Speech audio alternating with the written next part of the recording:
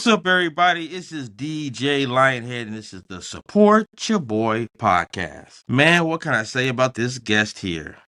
This guest means so much to not only me, so many people that I know of, so many people that I know of in music. Before I was a DJ, yes, this is definitely family. Before I was a DJ, the one person who inspired me to go ahead and go to school and do the damn music was this man in front of this camera. If not, I would have stayed at a round table pizza, kept making pizzas. Yeah. This man believed that I can go to school and do something with this music stuff. And so of course I thank him for that. And we should all thank him. If you had anything to deal with me, you need to thank this man. Appreciate it. He's not only a good friend, he's a best friend, and he's family.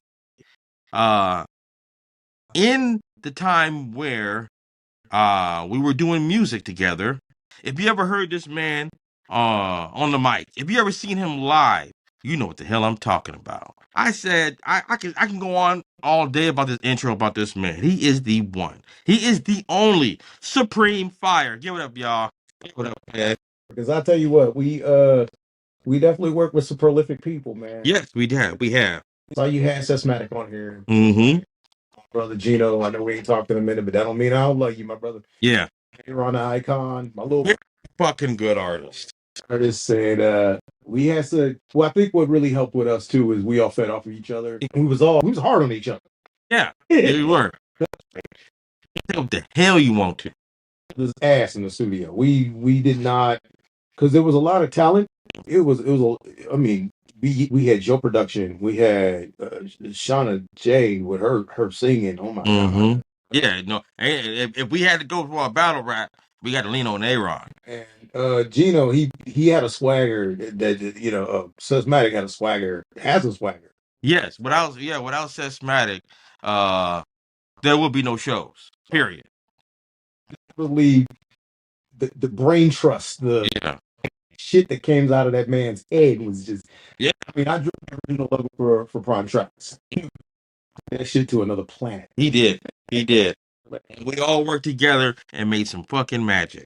I want to talk to you first of all about your music. First of all, people who want to know Supreme Fyre. How did you get this name? Let's see. First, to know the name means you got to kind of go through my origin. So I started rapping when I was like, y'all know who San Quinn is, of course.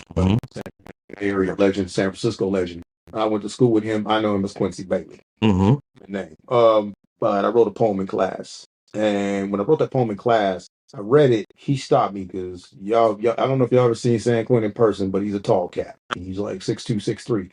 Put his foot out. Put his foot out. Hey man, when you tell me you know how to rap, I'm like, I know how to rap because I grew up a singer. My mom sang. She was a gospel blues singer. She pushed me to sing, and I was in choir. So I didn't see myself as no rapper. And then she said, man, you know how to rap? I was like, man, I don't know how to rap.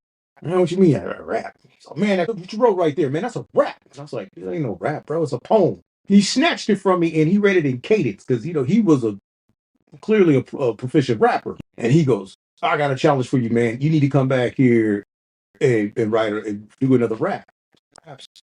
And then I found out I could rap. And then Bone Thugs and Harmony came out and they dropped first of the month.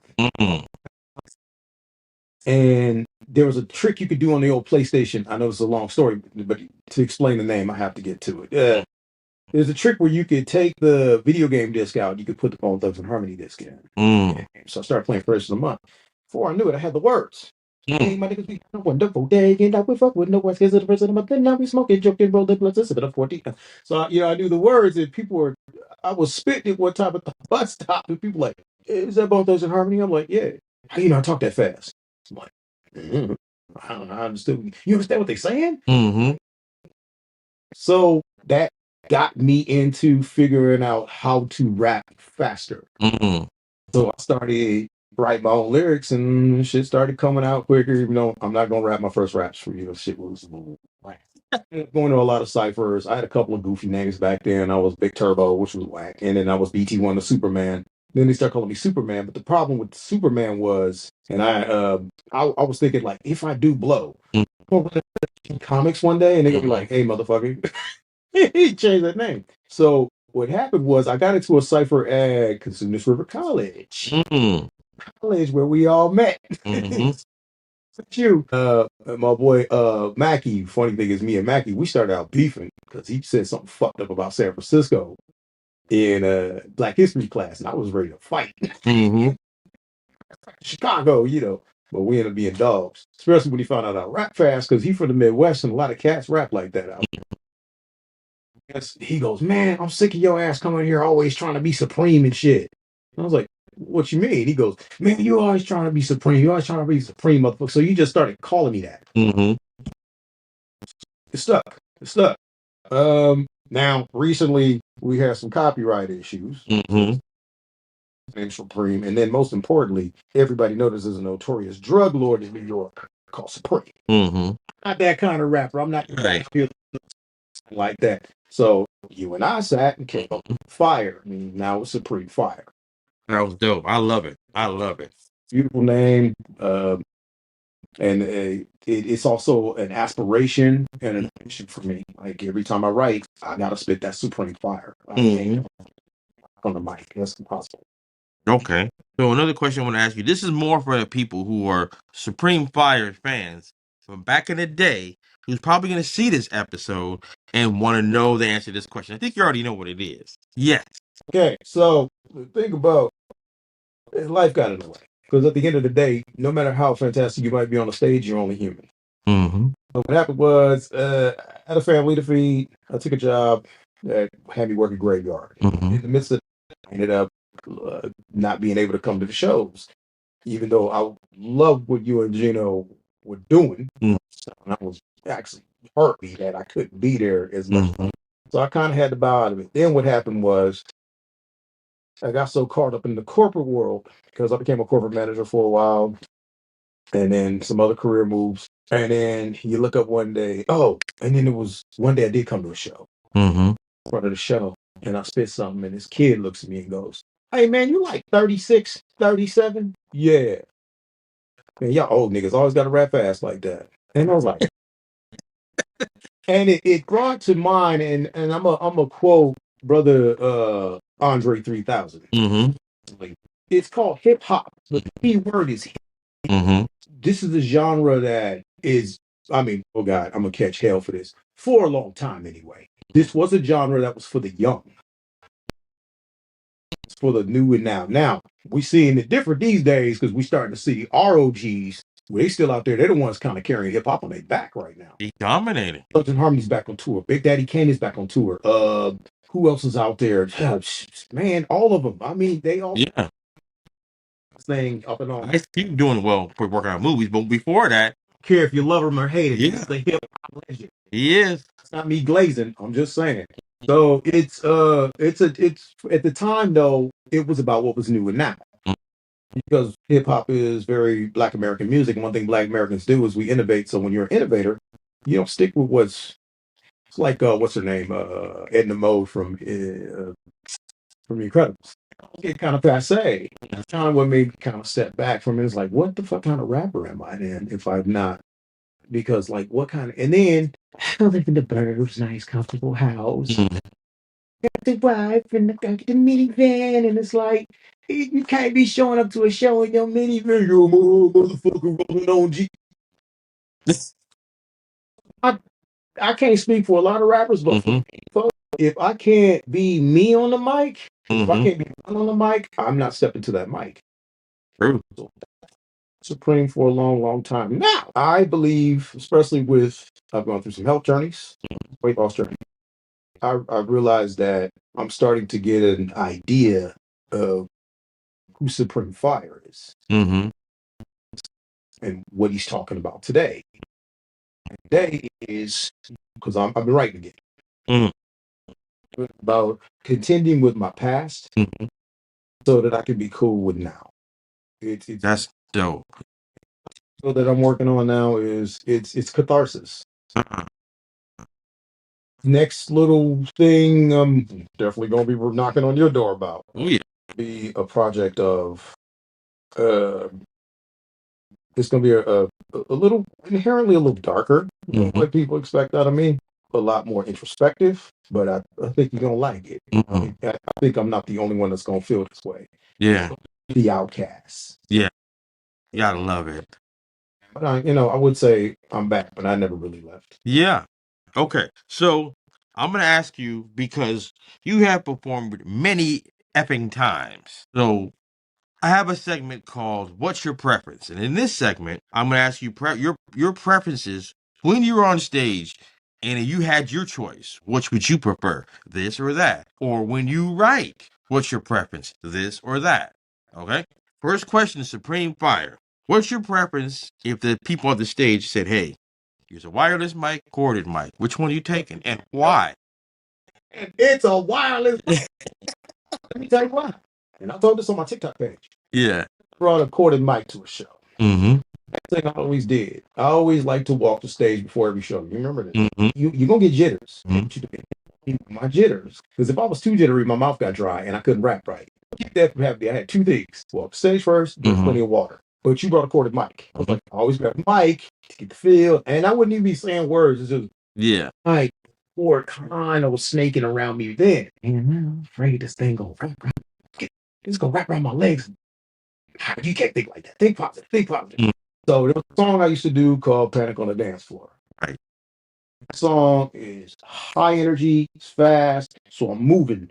And this was back when I was young and athletic. Man on rainy days. But so I got to this one part, because it starts off beautiful beat with the ultimate flows, be blooming infuses life, juices running rose color out your nose. Cold as snow, gonna blow these shells, but you out your frozen pose, and then he gives us this real fast part. But right on that fast part, that microphone cord wrapped around my legs, and I'm step, and I'm in the middle of the bar. Supreme, get a panic, but you want to panic, everybody get it, but get it, crack in the back as I'm falling. Oh man! Because I had the bar, but I gotta keep the bar. Put a panic, everybody get it, moving, get it, cracking in the back. I get a bit, want to get it, and then I got on the ground. I was doing my shit, and people yeah, that shit on purpose. That shit's dope. This nigga fell for his art. My back hurt. I needed Epsom salt. Yeah. Started going back. The Panic on the Dance Floor like a motherfucker. About the quarterback. Remember when I did Panic on the Dance Floor? I used to run around the club. And it made it easier when we did a cordless mic that one time. I could go Panic on the Dance Floor. Everybody get the money, everybody put it wrong. I could fuck with people. And then no more corded mics, man. Corded mics are cursed. They're great for singing. Yeah. Because you're walking around, So preferences, absolutely. Okay. Okay. So question number 2. This is a good one. This was more about your performance. We just going on about. Okay. So going on about this situation about your performance. What is your preference in this situation? You performed recently. Okay. Your fan base is way bigger than you remember. You notice that.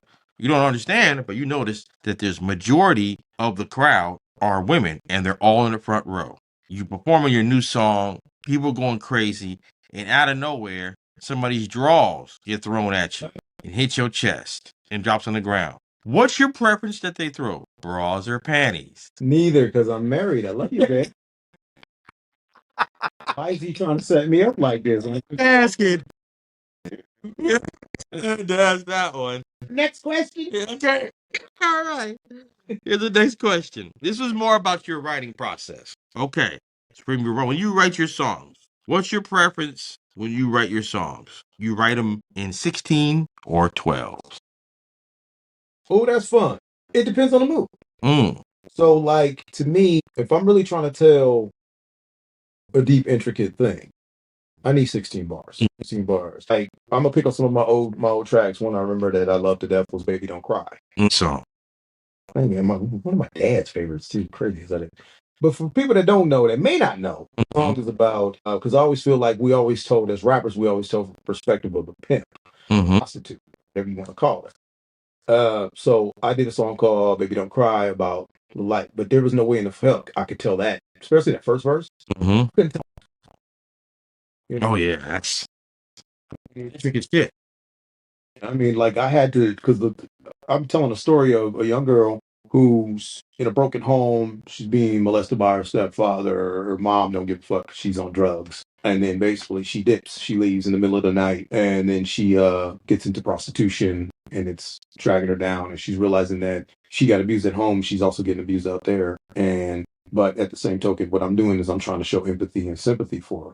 Mm-hmm. And do all 12 bars. Mm-hmm. Now, if I'm trying to have some fun with some shit, let me think. What was the song we did? Red Bones. Oh yeah. Oh yeah, that was fun. We first of all, shouts out to, I guess he calls himself Henny Holyfield these days. Yeah. Henny Holyfield, who I know is, man, I'm proud of that brother. I'm proud of you, man. If you watch, don't ever think I ain't proud of you. And then Jameezy Baby, wherever he is, That's right. we told that song up. I still listen to that song because everybody on that track brought it. Yeah, they did. I don't know if I mentioned this to you before, but Jameezy passed away. Oh, I didn't know that. Yeah, and here's the funny thing. Someone can tell me what the reason is for, or DM me the reason. We don't have to put it out there online like that. I never got the answer, but he was a great damn artist. He was really good. And yes, hearing you, Jameezy, and Henny on that track was great. Anybody want to check that out? It came from my first album, which is Put It in Reverse. The song is called Redbone. It's with him, Henny Holyfield, and Jameezy, R.I.P. And yeah, so check that song out. You see what he talking about. And he did not put on no 16 and no crazy intricate story. Nah, he got right to the point where he liked right there and then. It was cool because everybody brought their own style too. Like it was three different styles. Because like Jameezy, he brought this kind of swag. Shorty got a theme song, bands that make it dance, red ball, compliments to the ass girl. I love his voice on that. So clever, she a go getter, gotta snatch that like keys out the dresser. Hey, yeah. She California fine like the California wine and man, rest in peace to that. Yeah, rest in peace to Jameezy. He came with a type of girl make you want to spend your cash on her. Red bone with a whole lot of ass That's on on it. That song was lit. Yeah. So how I wrote mine was because I like to play with. Sometimes I like to play with timing. Mm-hmm. Just to throw my verse out for y'all, it was light skin, bright skin, damn, they're white skin, juicy booty, moving, making me, teasing me with them hype fans, thick as a snicker, rope on the dicker for the night. Red on my bone, your homie, little Tony might spend no feminist, with plans I said, niggas think of I ain't saying this shit in years. It's one of my musical videos. I fuck her butt, suck her back, her, it up the prettiest. Yeah. That's hideous. So I like to throw, but I got that done in 12 bars. Yeah, he did. 12 bars. Y'all want to go ahead and pause this episode and go check him out with that shit and put it in the comments? Go ahead and do so. He was fire. He still is fire. I gotta practice that. I already done that verse in a minute though, but outside of the car. But yeah, it to me it's tempo because it's a tempo thing. You notice about me when I wanted a song to have high energy. Mm-hmm. I like everything to be rushed in it. Yeah. Yeah. So you play the beat for Panic on the Dance Floor. I'm like, I love the energy on that song. Hell, I think I got that done in like 12 bars. And I did that in 16. But it was, the verse is so, the first verse, for example, sticks out in my head the most, which is a beautiful beat with the ultimate flows. Moment diffuses life, juices running, rose cut out your nose. Cold as snow when I blow these shows, but I thought you brought your frozen bows. Like that, here we go. Supreme, get a panic, but you want to panic, everybody get a movie, get it cracking in the back. All the women in the middle want to get it with a villain, then you got to bend it over, then be big and crack. If you're making a song, you want to get them in swing, get to put it, get a party, get a track. Sip that drink, because it's been tank, but break it in the panic, everybody put it black. High siders, night riders, dancing, antique, ain't no dinner, shake it, make it frantic. Use the pleasant candy, dancing, present, manic. PTLL's raising hell, none of that's supposed in a panic. Oh, man. Be high energy, 12 bars will do it. 16 bars is for the more, like I just recently wrote a song called Thinking. Mm-hmm. So it's a very deep, dark, introspective song. And Yeah. some songs in the, like you doing like a party anthem or rep your set anthem, and it's like I don't know 8 niggas on there. Man, six to 8 bars per nigga. Oh, man. Okay. Another question I wanted to ask you is about more of a current situation. It's not really a what's your preference, more like what's your perspective on this? Your thoughts, really. AI in music. For it, against it, what's your thoughts? Totally against it. And the reason why I'm totally against it, and I heard a lot of people, I know a lot of people going to probably box with me on this. Do what you got to do. Music is art. Mm-hmm. Art, if I'm using the computer to draw it. Mm. See, for you don't know, I know I live young for my age, nigga old, okay? So, and then I grew up in a house full of musicians. I wasn't cultivated on just hip hop. I was cultivated, and this is the reason why I believe not to start a generational war. And I'm gonna preface it by saying this: I'm not trying to say ain't no young rappers out here that ain't bomb. Mm-hmm. Plenty of dope young rappers. But the reason why I think Gen X and the older generations is still holding it down, Mm-hmm. because there's a certain musicality brought to their rap. Mm-hmm. Besides hip hop. I mean, for fuck's sake, who knew Scarface played guitar? Mm-hmm. Yeah, man. So never knew a man cry till I saw a man die. And he up there rapping and playing the fucking guitar. I was like, what? Mm-hmm. Like 7, 8 different instruments and sings. One of the most phenomenal producers on the planet. They ain't taking away from you, my brother. Trust me, I know that league. David House does his thing. Mm-hmm. But my point is, I grew up on people who put the canvas up there blank, mix the paints to get the colors, and paint it with their own fucking hand. Don't come to me with a. This is why I hated auto tune for a long time. Mm-hmm. It's not a talent; it's a setting. That's true. It is a setting. You know, you either hit the notes or you don't hit the notes. You think about that's the singers back in the day, they had to know how to fucking sing because analog. You had remember you better get this shit right. We got analog tape over there and we're gonna run out. You keep fucking up. Mm-hmm. Nowadays, I mean, like I've heard put it like this. Let me back. I've heard some like AI done songs that are funny. Like you put one on who made this bullshit ass mac and cheese? I wish I could take credit for that, but when I motherfucker shared that, yeah, man, share, I don't give a fuck. I'm like, oh shit, I'll share it. Fuck, that shit was funny as fuck. Trying to like I heard about Timberland trying to put AI artists out there. That's mad fucking weird to me. Yeah. I am here. Music to me is the sound of the human spirit. Mm-hmm. If there's no humanity in it, Right. fuck the point listening to it. Yeah. One of the problems I think I mentioned to several people, like in Sesmatic mentioned this earlier. He said the only problem he sees with it now, he's kind of for it, but he's kind of against it in some way. He's in the middle kind of guy. But what he says, he thinks that what's going to really hurt is the artists who draw or design things because AI doesn't get better until we train it. So if and you ever, I don't know if you ever tried creating like a logo or some kind of artwork and use a certain kind of prompt. If someone uses the exact same prompt, they're getting your logo. They're getting your picture. So how do you know who owns what when all they gotta say is the exact same thing you said and the art comes out the same? You're not getting anything original. So he said you gotta really get into your prompting and get really super detailed to get what you want.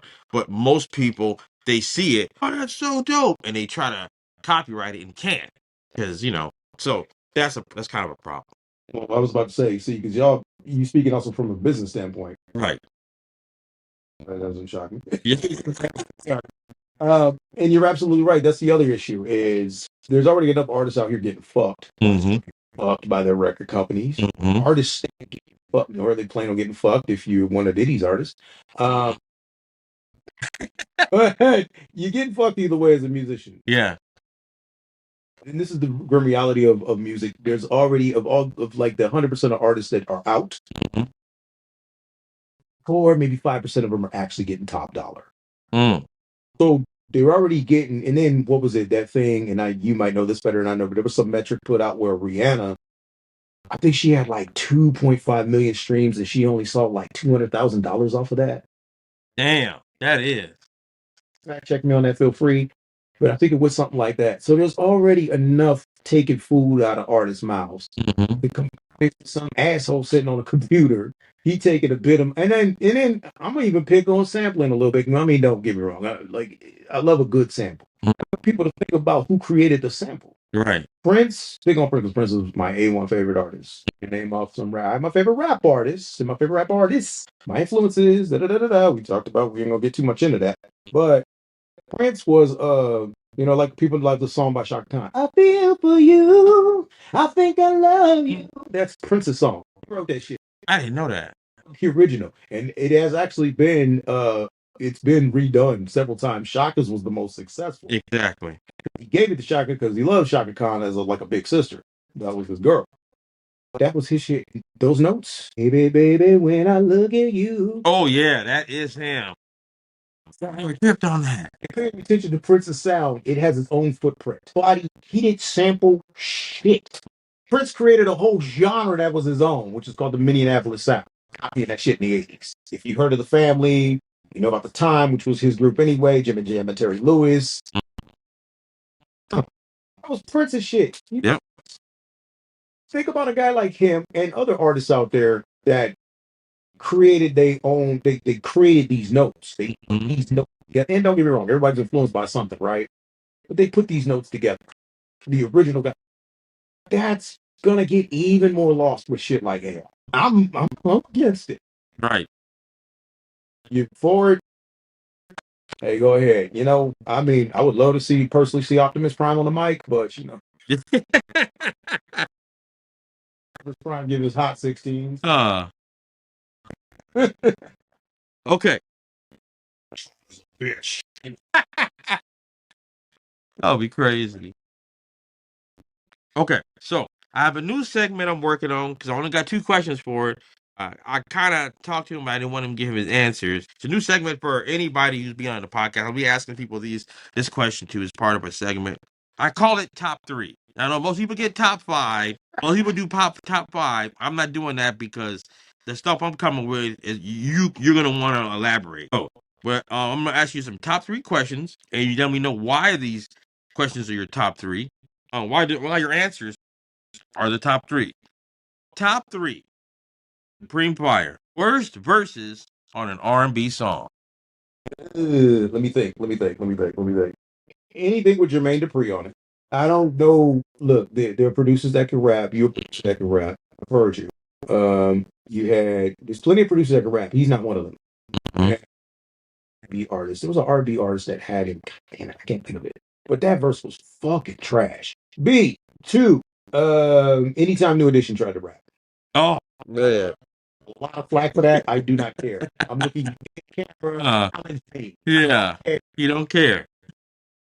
Brothers, phenomenal singers, phenomenal performers, phenomenal dancers. They could not rap for shit. I hated when they tried to rap. I just, who was most guilty of it? Bobby Brown. To that song he did for Ghostbusters. Yeah. We're gonna have to take control. Oh, yeah. Song's dope. To handle, too cold to hold. They call the Ghostbusters, and every time I hear that, you. Okay. Who else? I know there's another one in there, man, because I've heard some. Oh man, I can't think of a third one. It's not coming to me. I had it too, man. Now I'm drawing a freaking blank on it. I'm not supposed to join. I only got one, so I'm gonna add one. How about it? See if you remember this line. This is a small piece. Got the people shaking my hands. Ah! I had to do you. Glad, yes. That was a great song. It was. Great song. His beat was dope on that shit. Put it on, and he put the little baby down. Yeah. That shit was cool. Aaliyah had it. Hey, baby girl, put it on. That's our lead. I was like, ugh. Yeah, Timberlake could rap the shit. That I forgot about. That was the one I was thinking about the first time we talked. Shaking my hand. That was what I was thinking about. And I'm like, damn it, I blanked on it. Okay, we got another top 3. Top 3 hip hop fade / styles you grew up hating in the streets. The top 3 ones you hated that style. And with my raps, I never understood sagging your pants. Never understood sagging your fucking pants. I put that in rap. I put it feel the burn from the flames of a West Coast dragon too fast for you bastards because my pants are never sagging. The reason why I understood it is because Hey, you had a lot of niggas out here that was homophobic. You understand that Sagan came from gay prison culture. Mhm. Or you was keistering some stuff. And usually if you was keistering some stuff, it's because you was the dude that was used to keistering stuff. You know what I'm saying? Get with that. What's another one I couldn't get with? The one you grew up and you're like, man, why they doing that? Okay, so I liked, we had some dope here. No, okay. The Jerry Curl. You're the Jerry Curl. I could not understand because it looked nice on a certain level, but then it was this greasy, oily fucking shit. And there's a lot of brothers running around bald right now. Mm-hmm. Because I believe the reason why I'm bald, the reason why my hair started running away from me at 24 years old, because all the wild shit that went in my hair. Because I had a Jerry curl at one time. That shit was, it burns your scalp, it fucks your hair up. Then 9 times out of 10, you didn't even see the hair, dude, because niggas was running around with a big old plastic bag on their head, sweating balls. They had that shit on their head, or they going to the store like that and shit, too. I'm like, damn, the only time they popped that shit off was when it was party time. I have to admit, I have to agree to you, especially when your auntie came with a Jerry curl. To me, the worst was when women start wearing Jerry curls. Because when your auntie came with you Jerry curl and started hugging you, and that burning plastic smell get up in your nose. I was literally, I had to go wash my eyes out and think like felt like I got pepper sprayed. And then, let's see, number 3. Hated styles or fads. Fads. That we grew up on. Mm-hmm. Wearing clothes backwards. Oh man, the crisscross. Oh man. Period there. It didn't last long, thank God. Mm-hmm. There was a period there where motherfuckers walking around with their clothes on back, and I'm like, motherfucker, you look uncomfortable as hell. Because you know when shirt collar comes up on your neck and it comes across your chest. You see, out with this shit on, nigga, man. No, you don't look like you can suffocate. You trying to talk to a broad, you choking the whole time. That crisscross shit, shouts out to crisscross. The piece to get which one of them brothers died, and one of the brothers passed away from like sickle cell anemia, I think. And I love the music. I love the early music. When they try to start doing West Coast gangster shit. Oh man, yeah. My whole crew makes Jeep style. But with that backwards clothes shit, I was not feeling that shit. Y'all can keep that one. So I saw a post. I had shared it with you. You probably haven't seen it yet. It was from TikTok. I don't want to out the brothers out really, but I had to call it. Something when it gets to you, like, oh hell no, you got to say something. Of course, I commented as soon as I got it. You can take a look at it. I DM'd you. I didn't want to put them out there, but I will share it to my close folks. They had basically were trying to explain to people coming into the Bay Area the difference between Bay Area and Sacramento music, right? Well, they were saying the right stuff in the beginning, but they ended up saying the wrong stuff in the end. So basically, what they were saying is Sacramento is not the Bay, right? And Bay Area is not Sacramento. They were telling, and which is we all can agree upon living in Northern California. But they were also talking about the music. The Bay Area they had hyphy music, and the Bay Area style is the Bay Area style. But Bay Area artists, I mean, they said Bay Area artists said we all Sacramento are trying to sound like Bay Area artists when they trying to when the truth is that some of them Bay Area artists got some of their sounds from us because we created the mob style music. He's saying that the mob style music was created in Sac and adopted by the Bay. Created in Sac. Yeah.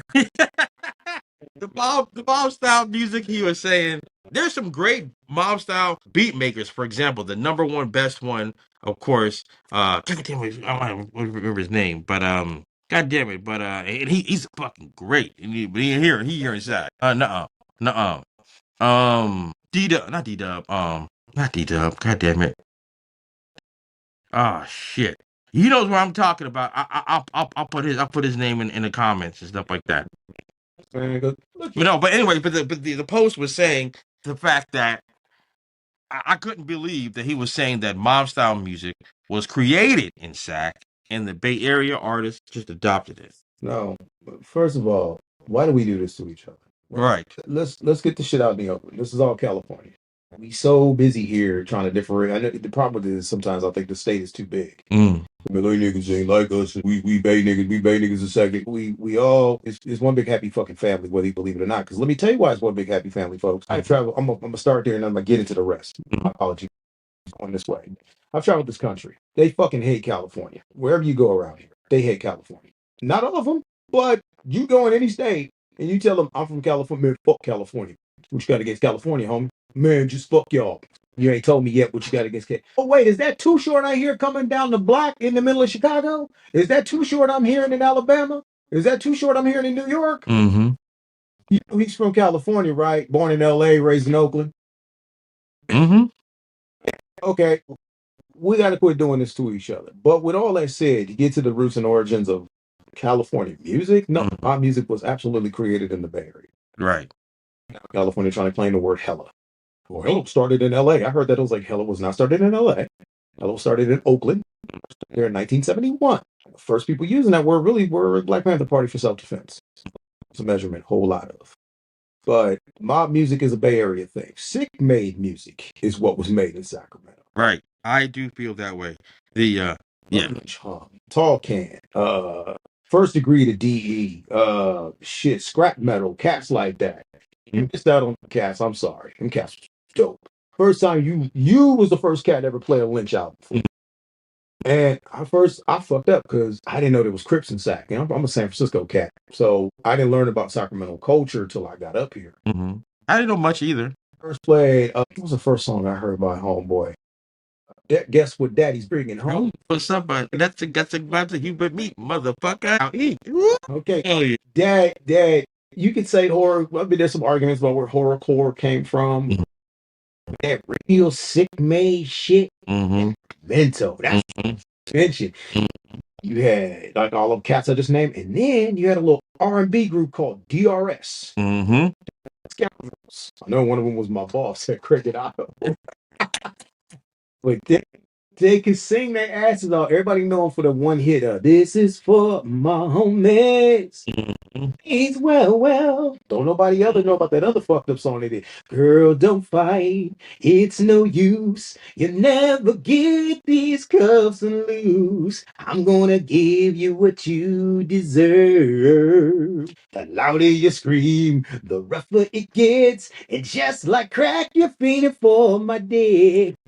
And that's not even the worst song of the album. The worst song is called The Sickness. Oh man, I remember that name. She started to get cold. I'm still fucking the body, and it's 3 days old. Wow. If you plan on looking up DRS, don't have your kids in the room. They have a song on there called Strip. Yeah. I am raping the chick. Yeah. Here in Sacramento. My music, that shit came out of Oakland and Vallejo. But my music, you thinking of the cast, you thinking of the clique. Who else, man? I know I'm skimming over some people, and if y'all watching this, I love y'all. Don't think I mean to leave y'all out, but how are you? The Bay Area rap scene is older than the Sacramento rap scene. I believe that's true. Short's Freaky Tales came out what, 84? He started rapping officially in 1980. Period. Yeah. We didn't know that California had any rappers until we were Too Short. Why he's considered a god amongst us. Yes, he is. Because we was used to East Coast cats. Mm-hmm. Niggas. And then we had one LA nigga sneaking there, Toddy T. Mm-hmm. Veteran, you can't stop it, baby. Went through my pad. That was my shit.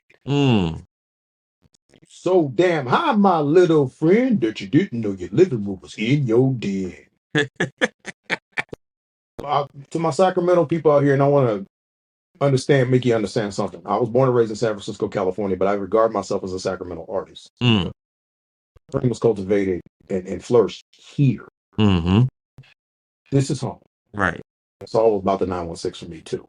So I don't want y'all, please, I'm not trying to offend anybody. Just speaking to the history of the music around here. Mm-hmm. Created sick-made music. Nobody was for y'all. The only person who was doing horrorcore music was Esham. That was on the level. But I'm pretty sure Esham would say Lynch is the king.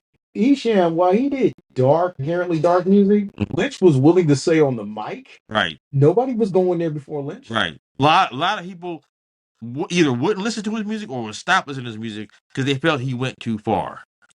Black man who named himself Brother Lynch Hung. That right there is bold in and of itself. As black folks, we don't talk about glorify lynching. Right.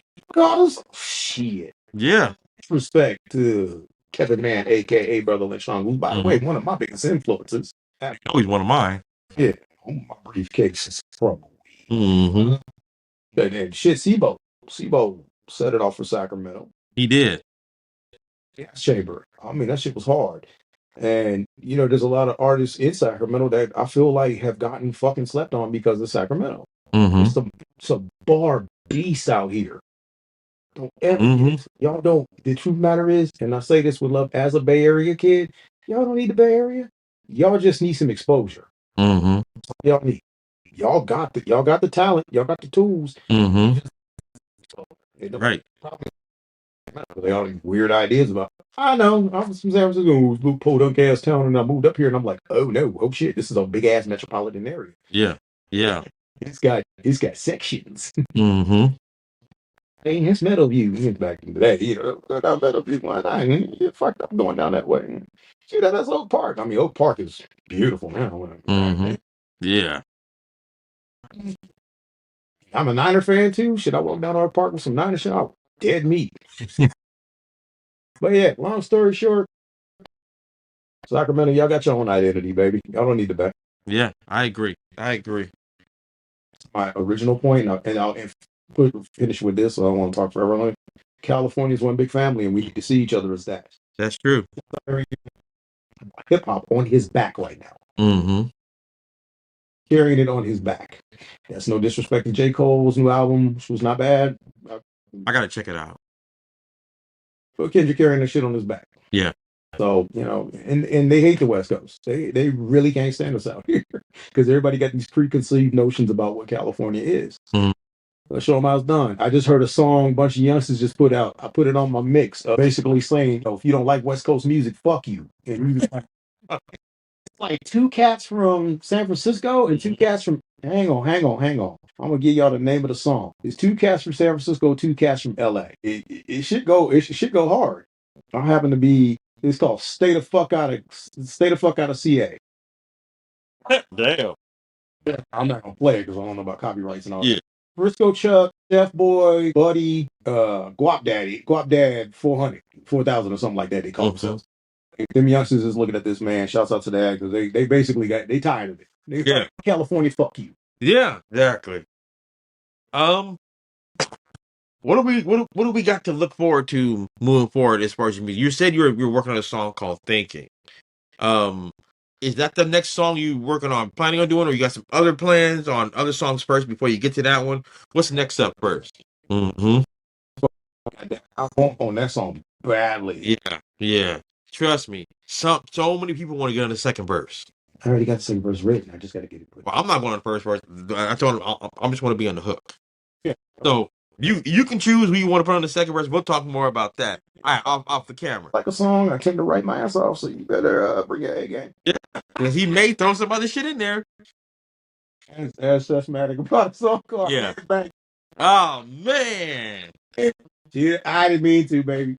Yeah. Excited about that beat. In fact, here, I still got that verse. I'm gonna spit that verse for y'all just real quick. That verse was fun. Because I sat down and like rewrote it. Because I remember we had a recording and I think it got lost. It was like when the Alpha Dog nigga say to rock your knob, better whop your minute, we'll take you pop it out the slot. Got the sonic abundance, it's gonna knock your block. But the other bunny hunters wanna pop that cock. But you with the temperature, the butter in the middle, put a crack up in the back. Click, clack, and it didn't. When on the clever, but we never gonna be gentle. We bad rappers, hair stepping with the letter of a pen. So go on and break your neck like the homie bust a bus. Move your booty muscles, hussy. Make that pussy fussy, cause we bless you with the best. Like he's spoken on the set. So come and puff this cushion with us. Prime tracks, last swag and bang your head with Hey. Yeah, man. Yeah, he did, because your ass went first, and you came with that kind of Supreme Fyre, and then he was like, fuck, man. He had a job to go to keep up with. I guess he wanted to go first and have you set it off, but when you went first, you kind of killed him. He was like, fuck. I wasn't trying to kill him. It's just that beat. Yes, I did. Fuck. It was kind of I'll tell you what it kind of felt like. It had kind of that Memphis feel to it. Mm-hmm. Thing that 36 Mafia has some of the hardest beats in the universe. But what irked me sometimes, the brothers, they would rap like this on every beat. Like change the cadence. My favorite member who passed away in that group was Lord Infamous. He could flip his cadences like nobody. Mm-hmm. He's the reason why a lot of people argue that that fast style came from Memphis. Mm-hmm. I can't tell you. I'm not Right. gonna get it. They would love for you to get on there. We would argue with you. Western brothers really cultivated it. Mm-hmm. Like cats using it, but Lord Infamous what's that song? Tear the Club Up. Comes the 2 to the 3 and 4, 3, 6 Mafia. Want you to break it all over the club floor. Throw the floors and shit to the chair. You know, he was going fast on it though, and he was the only one that would flip his cadence. Everybody else on there, and it's nothing against him because I like some of the 3 6 Mafia shit. That headbanger it sounded like it had a Memphis feel to it. Energy. Started writing. I am and like when you play Smoke All Night for me. Yeah. I write on this these days because it's trash. I'm a southpaw, and B, getting old. I'm getting blind, So Yeah. so I started typing. So I started. I don't want to smoke all night. Smoking up and out the weed. I'm like, oh. Tell you right now, if you're gonna get on that second verse with me, I brought my A game. You gotta bring your A game. Well, look, you guys, I enjoyed my time on this podcast with Supreme Fyre. I'm going to ask you what I ask everybody. I kind of know the answer, but I still got to ask it, which is there a chance we can get you back on a podcast? Hell yes. See, that's what I'm talking about. Man, if you guys come to see this man, because you know him from TikTok, and he's a very well-known person on TikTok to me. Lots of followers, and we're talking about followers who really listened to this man, not just some he didn't ask people to follow him. They follow him generally. And so he's definitely got a following on TikTok. But if you're on TikTok and you're only listening to this podcast because of Supreme Fyre and don't give a damn about this nigga with the lion mask, do me a favor. Do me a favor, please, and hit subscribe on this podcast. Make sure you like. You can share if you want. You don't have to. If you're not feeling it, all I ask for is just subscribe to the podcast and hit like. Remember, this podcast can only get bigger with your help. So I know you're trying to wrap up here, but real quick to my people. yeah. Follow my brother here because what he's doing is, I think it's phenomenal, which is, we were talking earlier about Sacramento needing exposure to give Sacramento that exposure. Been trying for so long. Follow the lion head. It'll take you where you need to go. Appreciate that, man. I want to thank you guys for coming to Support Your Boy podcast. Until next time, you know what it is.